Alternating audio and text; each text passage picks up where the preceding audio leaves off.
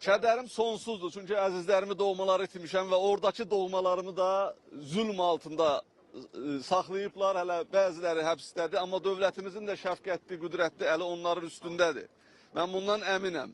Cənazələrimiz özümüzə təhvil verildi, artıq vətən ərazisindədir, vətən torpağındadır. İnşallah onların nəşi sabah Ağcabədi rayonunda öz ata-analarının məzarına yaxın yerdə mübarək vətən torpağına tapşırılacaq.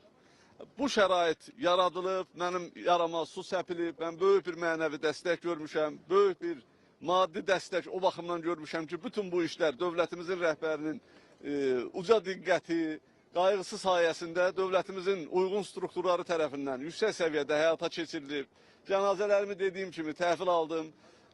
Qardaşlarım, o əzabkeş insanlar, o heysiyyəti, ləyaqəti uğrunda canlı qurban vermiş, Rusiyanın o amansız rejiminin qanlı pəncələrində canlı tapşımız həyatını itirmiş mənim qardaşlarım və Azərbaycanın iki ləyaqətli övladı artıq cənazə kimi vətənə qovuşublar.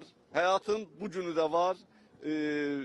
Hər addımda biz qurbanlar tarix boyu vermişik və təəssüf ki, bu qurbanların böyük bir qismini məhz Rusiya zülmünə vermişik. Mən ürəkdən inanıram, ümidvaram ki, bu artıq o qurbanların silsiləsinin son həlqəsi olacaq. Çünki bizim dövlətimizin gücü, qüdrəti, qətiyyəti, bizim dövlətimizin möhtərəm başçısının müdrik siyasəti mənə böyük ümid verir və mən xalqın bir övladı olaraq bütün xalqda bu inamın olduğunu görürəm. Dünyanın bütün ölkələrində, əksər yerlərdə bizim soydaşlarımız bu dəstəyi mənə hiss elətdirirlər. Və Azərbaycan dövlətinin indiki vaxtda nə qədər qüdrətli və hər bir vətəndaşının qədrini, qiymətini bilən, onlara sahib çıxan, hətta hardasa zülmə uğrayıb, işgəncə görüb dünyasını dəyişsə belə, cənazə halında alınıb vətənə gətirilib, mübarək vətən torpağına tapşırılmasını təşkil eləyə bilir. Bu bizə böyük bir mənəvi güc verir, sarsılmaz bir daxili davamlılıq verir, bir iradə verir.